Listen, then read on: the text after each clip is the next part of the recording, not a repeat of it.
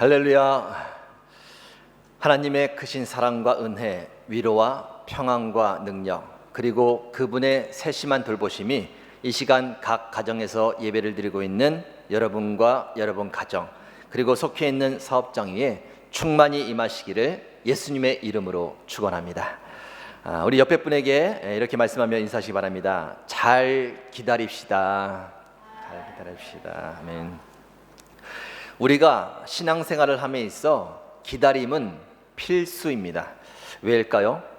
모든 일에는 하나님께서 정하신 기한과 때가 있기 때문입니다. 그런데 문제는 하나님께서 정하신 그 기한과 때를 우리가 정확히 알 수 없다는 것이죠. 그래서 쉽지 않습니다.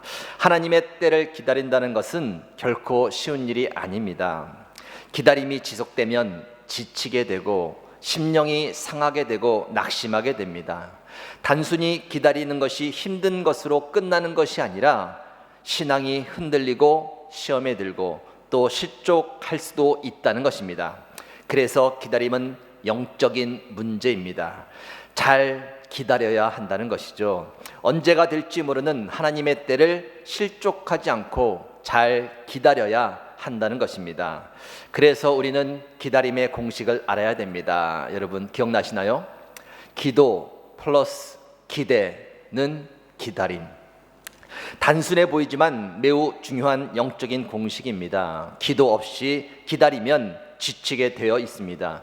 기도를 통해 공급해 주시는 하나님의 영적인 힘이 있어야만 끝까지 잘 기다릴 수 있습니다. 그러나 기도만 가지고는 안 됩니다. 기도를 했다면 기대를 가져야 합니다. 단순히 그 일에 대한 기대가 아니라 하나님에 대한 기대입니다. 약속을 지키시는 하나님, 불가능이 없으신 하나님, 방법을 가지고 계신 하나님, 그 하나님을 믿는 것입니다. 그 믿음에서 오는 기대를 가지고 있어야 됩니다. 그 믿음을 가지고 하나님께서 하실 일을 기대하라는 것이죠. 다시 한번 말씀드립니다. 기다림의 공식은 기도 플러스 기대는 기다림입니다. 어떤 일을 기다리시든 심령이 상하지 않도록 더 기도하시고, 기도하셨다면 하나님께서 하실 일을 믿음으로 기대하시며 끝까지 기다림에 승리하시는 모든 미랄가정 여러분이 되시기를 다시 한번 주님의 이름으로 축원합니다. 우리 옆에 분에게 이렇게 말씀해 주세요. 기도하고 기대합시다. 아멘. 자, 여기까지 지난주 설교 말씀의 요약이었고요. 자, 오늘 말씀의 제목은 믿음 어디를 향해 가고 있는가입니다. 믿음 어디를 향해 가고 있는가. 찬양 중에서 주의 이름 높이세라는 찬양이 있습니다. 가사를 보면 이렇습니다. 수많은 무리들이 줄지어 그분을 보기 위해 따르네. 평범한 목수이신 그분 앞에 모두 무릎을 꿇어 경배하네. 모든 문제들 하나하나 죽음까지도 힘을 잃고 생명의 근원 되신 예수 이름 앞에 모든 권세들 굴복하네. 예수 이름 높이세, 그 능력의 그 이름, 예수 이름 높이세, 구원의 그 이름, 예수 이름을 부르는 자, 예수 이름을 믿는 자, 예수 이름 앞에 나오는 자 복이 있도다. 아멘. 우리 옆 사람에게 이렇게 한번 말씀해 주시기 바랍니다. 당신은 복 있는 사람입니다. 당신은 복 있는 사람입니다. 아멘. 예수 이름 높이며 그의 이름을 부르고 그를 따르는 자가 복이 있는 자인 줄 믿습니다. 여러분 진짜 그렇게 생각하시나요?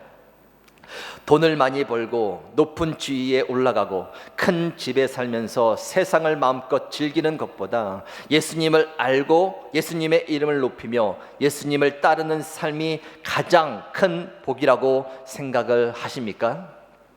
만약 그렇다면 여러분 끝까지 복 있는 자로 살아가시기 바랍니다.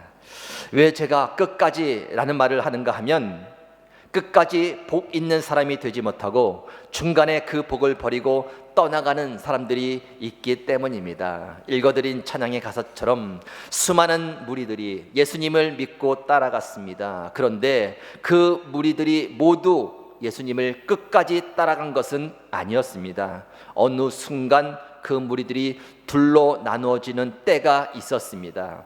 어떻게 나누어졌는가? 떠나는 자들과 남는 자들로 나누어지게 됩니다. 예수님의 곁을 떠나는 자, 그리고 예수님 곁에 남는 자, 이렇게 둘로 나누게 되었다는 거예요. 무엇 때문이었을까요? 무엇 때문에 예수님을 따르던 사람들이 누구는 떠나고 누구는 남게 되었을까요? 그들의 차이는 과연 무엇이었을까요? 오늘 본문 말씀은 우리에게 그 차이를 명확히 설명해 주고 있습니다. 우리는 그 차이를 분명히 알아두어야 됩니다. 그래야 끝까지 예수님 곁에 남아 있을 수 있습니다. 그래야 끝까지 복 있는 자로 살아갈 수 있습니다. 오늘 이 시간 그 차이를 분명히 확인하시고 끝까지 예수님 곁에 남는 자가 되시기를 바랍니다. 어떤 차이가 있었을까요? 믿음이 있고 믿음이 없고 그런 차이였을까요? 예수님을 떠나간 사람들은 믿음이 없었고 예수님 곁에 남은 사람들은 믿음이 있었다, 뭐 그런 것일까요? 그렇지 않습니다.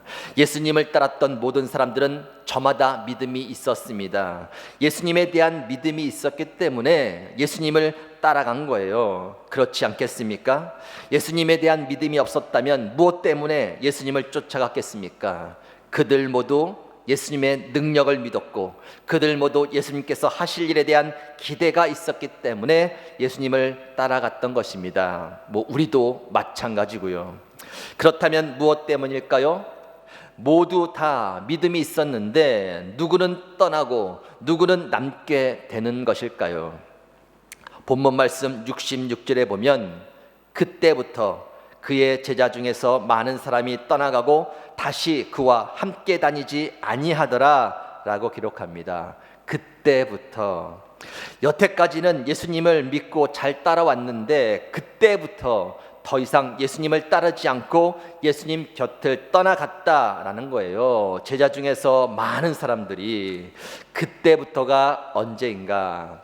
61절의 말씀에 보면 예수님께서 스스로 제자들이 이 말씀에 대하여 수군거리는 줄 아시고 이르시되 이 말이 너희에게 걸림이 되느냐라고 말씀하십니다. 그때부터라는 것은 그들에게 무언가 걸림이 되는 것이 생겼을 때라는 거예요.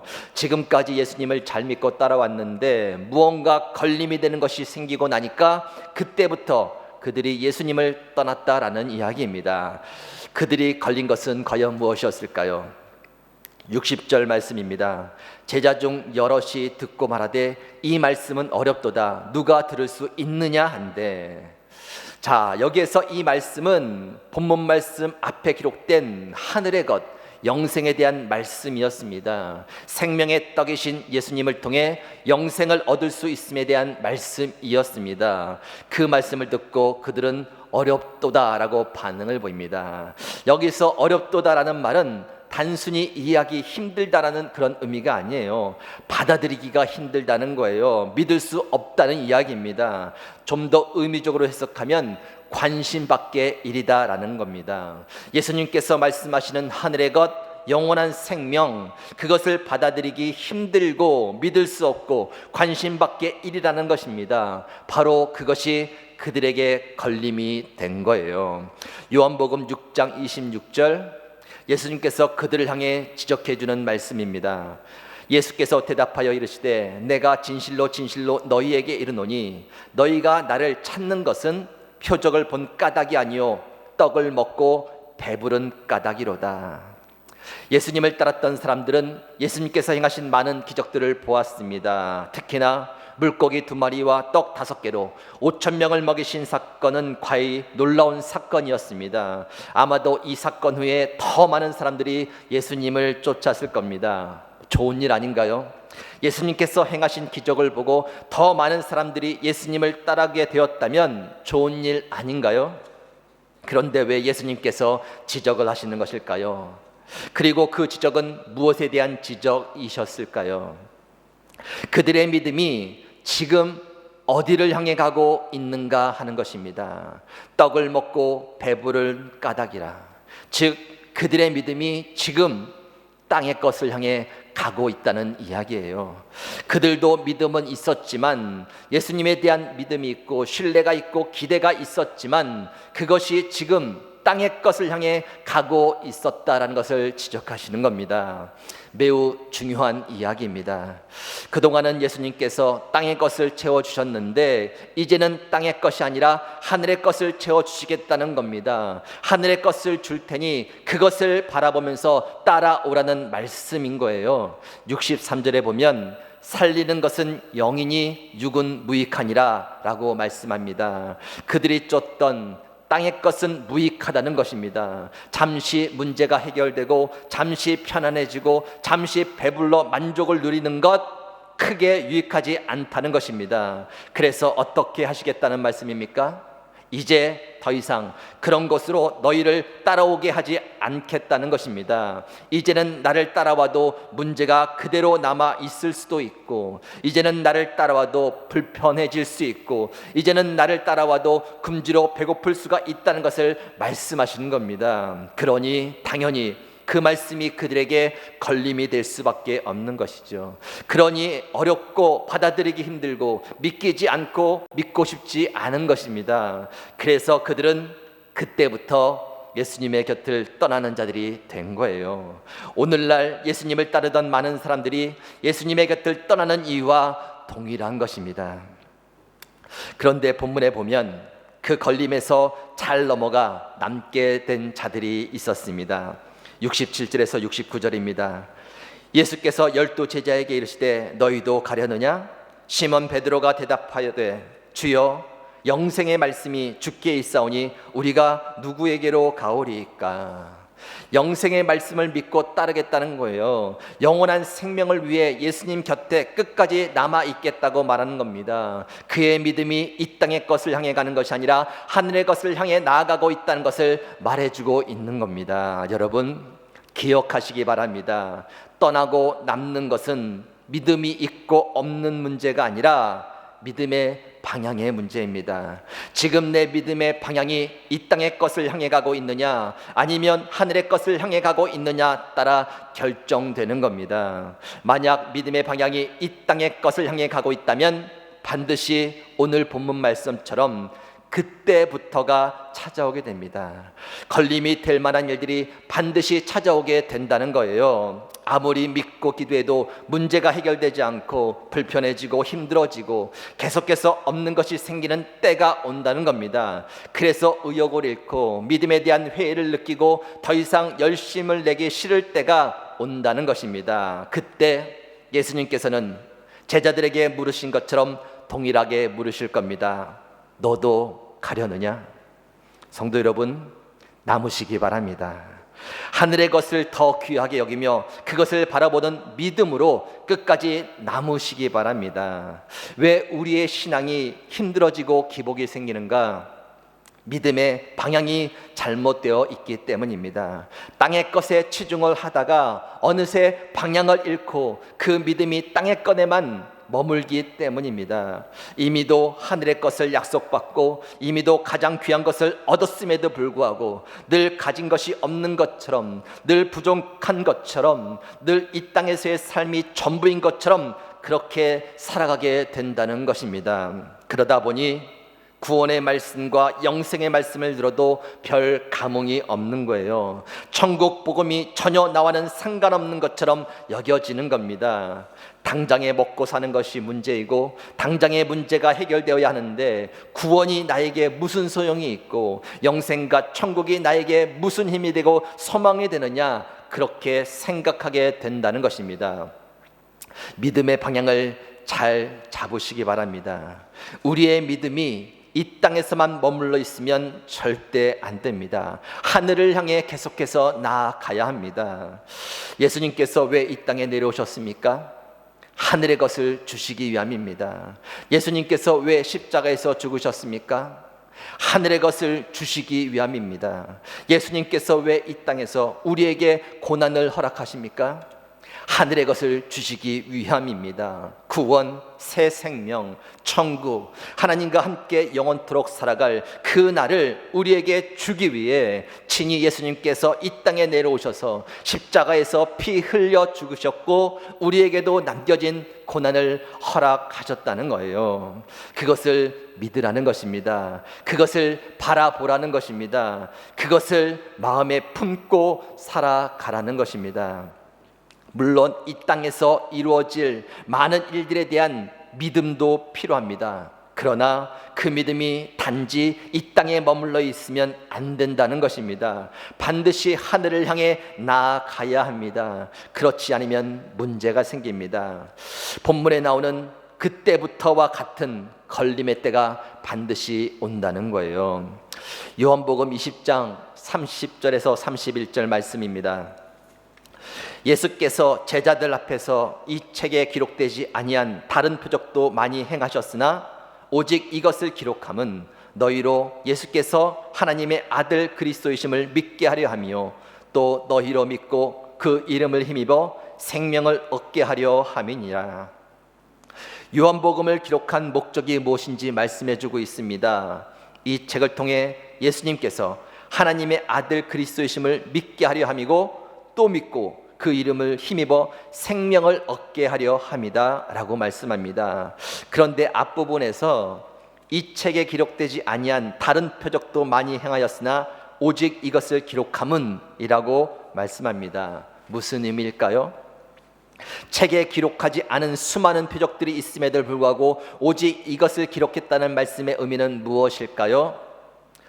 예수님께서 행하신 기적 자체가 목적이 아니라는 겁니다. 행하신 기적의 목적은 결국 예수님께서 하나님의 아들이심과 그 이름을 힘입어 구원받고 영생을 얻고 천국의 삶을 살아가게 하는 것, 그것이 목적이라는 거예요. 오늘 말씀 주제와 연관해서 말씀드리면 예수님께서 행하신 기적의 목적은 우리의 믿음이 이 땅이 아니라 하늘을 향해 나아가도록 하는 것 이라는 것입니다. 눈먼 자의 눈을 뜨게 하심도, 나병 환자의 몸을 깨끗하게 하심도, 귀신을 쫓아내어 주심도, 물고기 2마리와 떡 5개로 5,000명을 먹이심도 모두 다 우리의 믿음이 하늘을 향해 나아가게 하심이다 라는 것입니다. 아무리 예수님의 행하신 기적을 많이 체험했어도, 또 기도에 대한 응답을 아무리 많이 받았어도 우리의 믿음이 하늘을 향하지 못하고 이 땅에만 머물러 있으면 안 된다는 것입니다. 누가복음 10장에 보면 예수님께서 70명의 제자들을 세우시고 2명씩 짝을 지어 각 지역으로 보내는 장면이 나옵니다. 70명의 제자들이 각 지역에서 예수님의 권능을 체험하고 돌아와 기뻐하며 이렇게 말합니다. 주여, 주의 이름이면 귀신들도 우리에게 항복하더이다. 얼마나 기뻤겠습니까? 얼마나 자신들이 능력 있어 보였겠습니까? 그 권능과 능력으로 이 땅에서 무엇이든 다 할 수 있을 것처럼 그들은 기뻐했습니다. 그런데 예수님께서 그들에게 무엇이라 말씀하시는가? 누가복음 10장 19절 20절입니다. 내가 너희에게 뱀과 정갈을 밟으며 원수의 모든 능력을 제할 권능을 주었으니 너희를 해칠 자가 결코 없으리라. 그러나 귀신이 너희에게 항복하는 것으로 기뻐하지 말고 너희 이름이 하늘에 기록된 것으로 기뻐하라 하시니라. 병을 고치고 귀신을 쫓아낼 수 있는 것 참으로 기쁜 일이지만 진짜 기뻐해야 할 일은 너희 이름이 하늘에 있는 생명책에 기록되어 있다는 것이다. 무슨 의미인가요? 그들의 믿음이 하늘을 향해 나아가도록 말씀하고 계시는 겁니다. 사랑하는 미랄 가족 여러분, 요즘 여러분의 믿음은 어디를 향해 가고 있나요? 혹 이 땅에만 머물고 계시지는 않으신가요? 현실의 문제 때문에 베풀어 주신 구원의 은혜와 영생, 그리고 천국에서 누리게 될 하나님과의 영원한 삶이 아무런 감흥 없이 멀게만 느껴지고 또 나와는 전혀 상관이 없는 것처럼 여겨지지는 않으신가요? 여러분의 믿음이 하늘을 향해 나아가는 은혜가 있기를 축원합니다.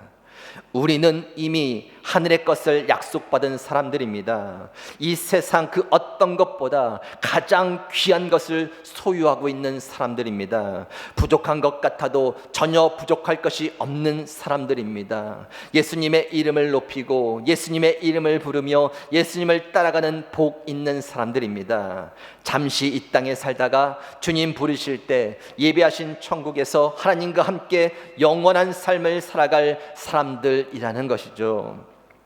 혹 이 땅의 문제로 많은 사람들이 예수님의 곁을 떠나간다 할지라도 하늘을 향한 믿음을 가지고 끝까지 주님의 곁에 남으셔서 마침내 약속된 영원한 삶을 맞이하시고 누리시는 복된 미래가정 여러분이 되시기를 예수님의 이름으로 축원합니다. 아멘. 함께 기도하시겠습니다. 하나님 감사합니다.